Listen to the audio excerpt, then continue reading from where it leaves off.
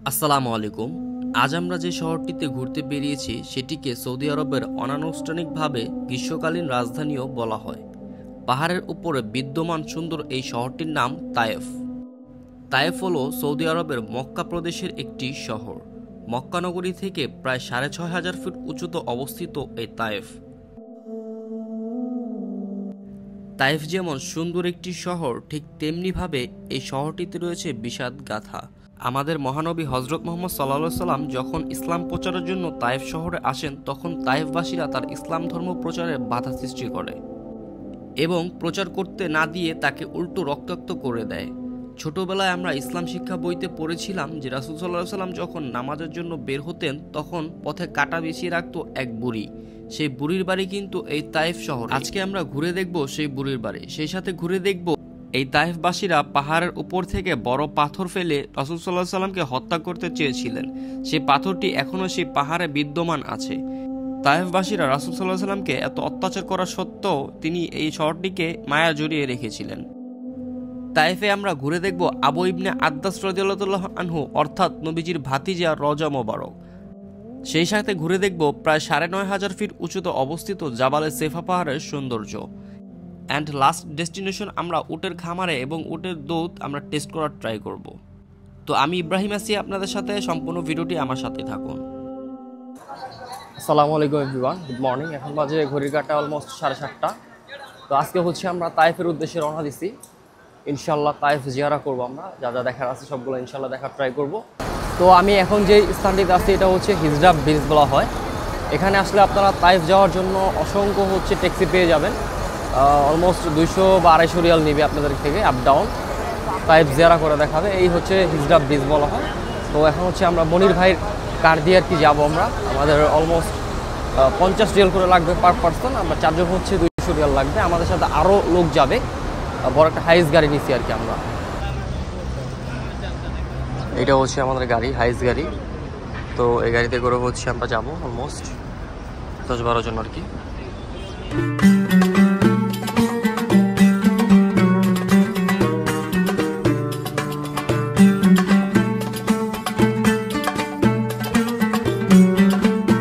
তো মক্কা নগরী থেকে তায়েফ যেতে আপনাদের আনুমানিক 1.5 ঘন্টা থেকে 2 ঘন্টার মতো টাইম লাগবে।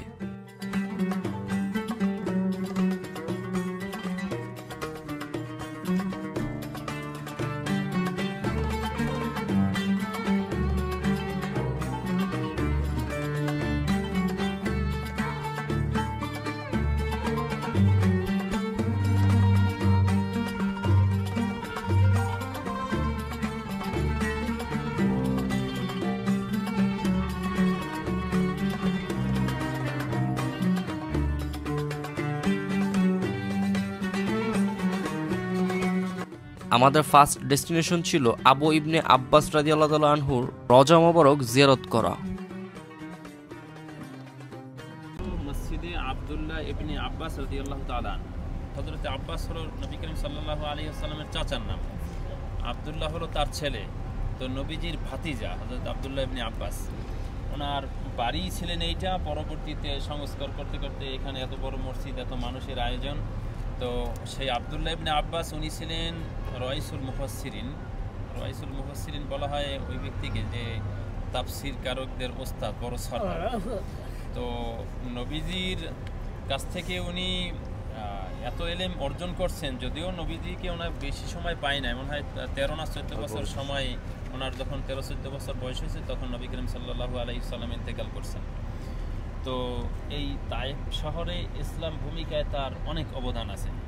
একে তো নবী করিম সাল্লাল্লাহু আলাইহি ওয়াসাল্লামের সাহাবী, দ্বিতীয়ত নবী করিম সাল্লাল্লাহু আলাইহি ওয়াসাল্লামের ভাতিজা।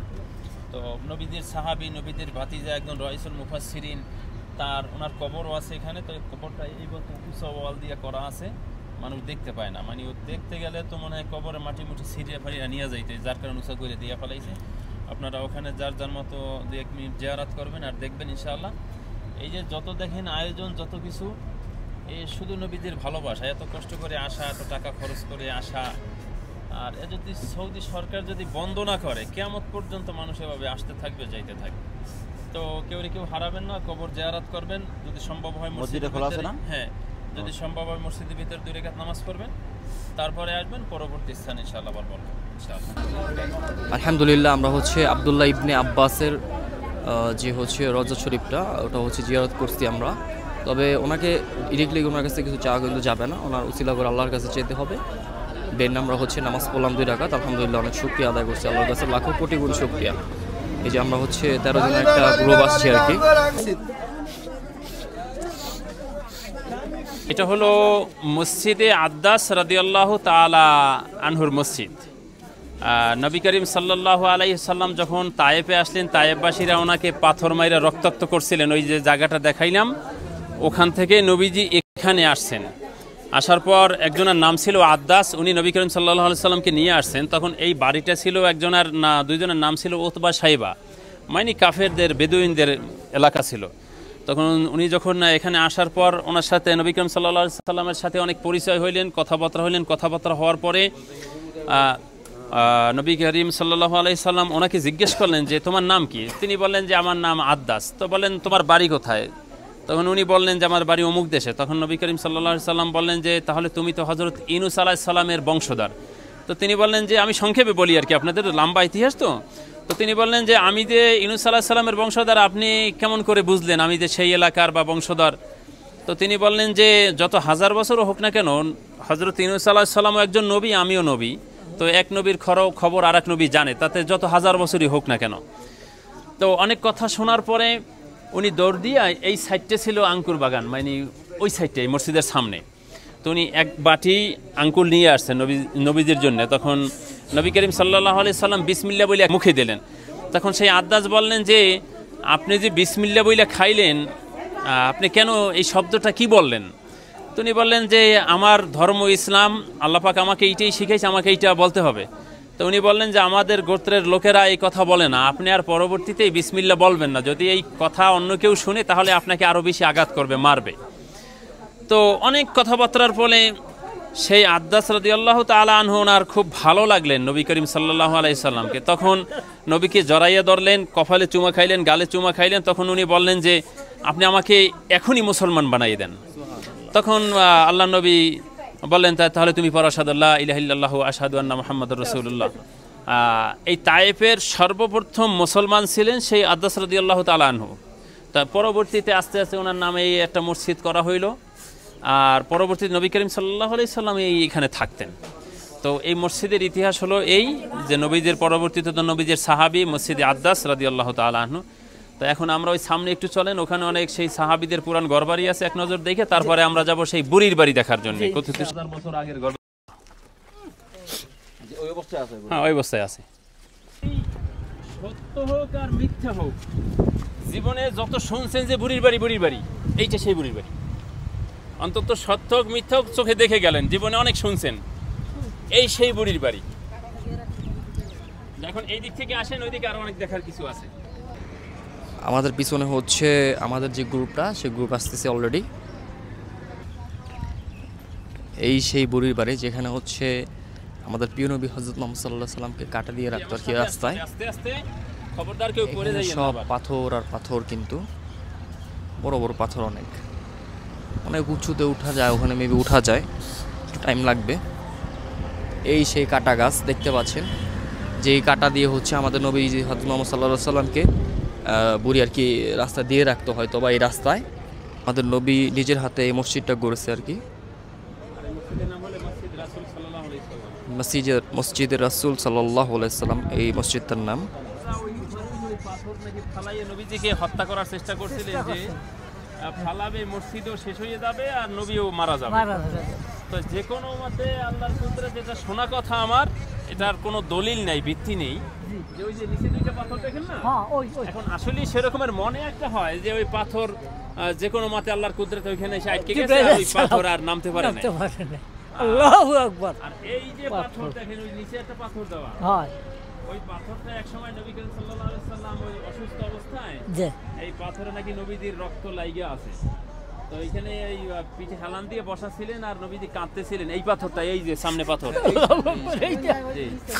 তখন এই নবীজি কাঁদতেছিলেন। হযরত জিবরাইল আমিন এসে বলছিলেন যে ইয়া রাসূলুল্লাহ, আপনি অর্ডার দেন, আল্লাহ পাক বলছে যে গোটা তায়েফটারে উল্টাইয়ে দেই। তখন নবীজি বলছে যে না আমি তাহলে কাকে ইসলামের দাওয়াত দেব। এই আইসক্রিমটার প্রাইস ছিল 2 রিয়াল, যেটা বাংলাদেশি টাকা হচ্ছে 66 টাকা পড়ে।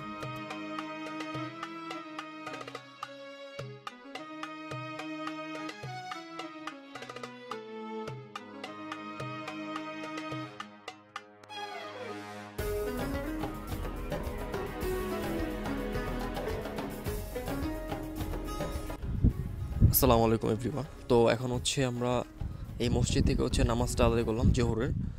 আর আপনাদেরকে একটা ভিউ দেখাবো আমি, জাস্ট অ্যামেজিং একটা ভিউ। এটা হচ্ছে জাবাল সেফা বলা হয় আর কি। এটা হচ্ছে আমরা মক্কা নগরী থেকে হচ্ছে ৯,৫০০ ফিট উপরে আছি আমরা এখন। এখানে প্রচুর ঠান্ডা, মক্কা কিন্তু তো মানে এত পরিমাণ ঠান্ডা নাই, হ্যাঁ গরমই, এক কথা ধরতে গেলে গরমই। এখানে প্রচুর ঠান্ডা। এটা আমাদের বাংলাদেশের সাজেক যে আছে, সাজেকের থেকে অনেক সুন্দর। আমি জাস্ট দেখাই আপনাদেরকে। এই যে আপনারা দেখতে পাচ্ছেন মেঘ একদম পাহাড় ঘেঁষে চলে যাচ্ছে, একদম মেঘগুলো পাহাড় ঘেঁষে চলে যাচ্ছে। একটু আগে আরও মেঘ ছিল, এখন তো তাও একটু কমছে মেবি।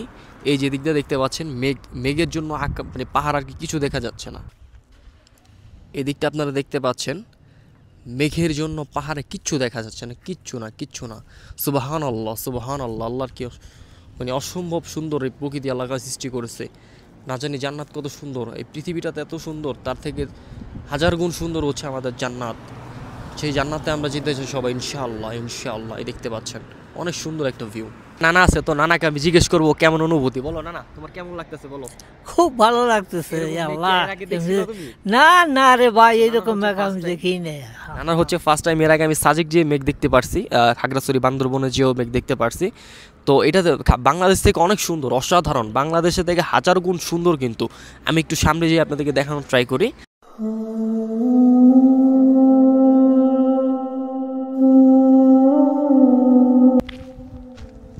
এখানে আপনারা বসার একটা স্পেস পাবেন। আমি যদি আর একটু সামনে যাই আপনাকে দেখানোর ট্রাই করি। না আসে নাই, দাঁড়ান তো আঙ্কেল, একটা ছবি তুলুন। এখানে আপনারা দেখতে পাচ্ছেন মেঘের জন্য কিছু দেখা যাচ্ছে না, কিচ্ছু দেখা যাচ্ছে না মেঘের জন্য। আর এই সাইডে হচ্ছে মেঘ উড়ে উড়ে যাচ্ছে।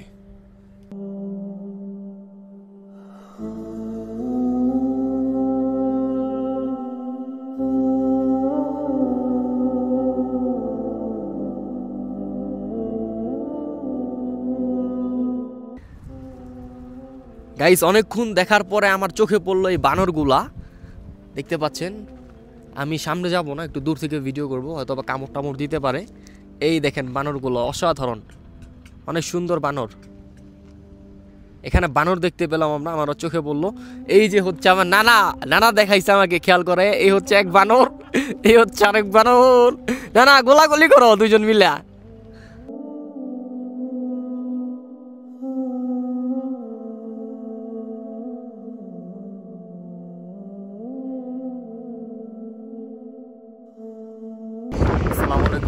তো আমরা এখন আছি হচ্ছে উটের খামার আর কি।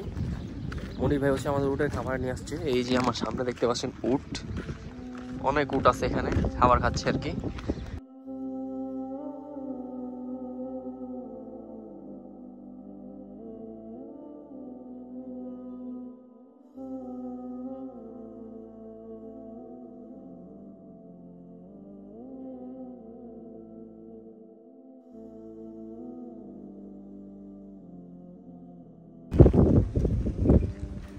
এখানে হচ্ছে উটের দুধ নিয়ে আসছে ভাই। ইয়ে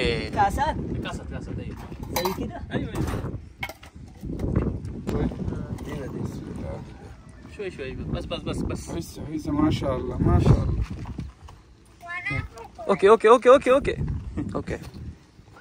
এই হচ্ছে সেই বিখ্যাত উটের দুধ। এখন আমি ট্রাই করব, দেখা যাক কেমন লাগে। বিসমিল্লাহির রহমানির রহিম।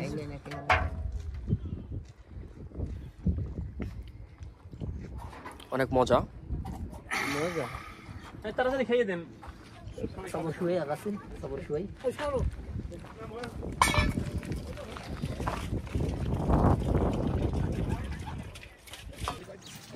এই নানা হচ্ছে চমক দিয়ে খাই ফেলেছে। কে দুধ খাইছো কও। উটের দুধ। তো আজকের ভিডিওটি এই পর্যন্ত। যদি ভিডিওটি ভালো লেগে থাকে অবশ্যই আমার চ্যানেলটিকে সাবস্ক্রাইব করবেন, কমেন্ট করে আপনাদের মতামত অবশ্যই জানাবেন। সবাই সুস্থ থাকবেন, ভালো থাকবেন। আসসালামু আলাইকুম।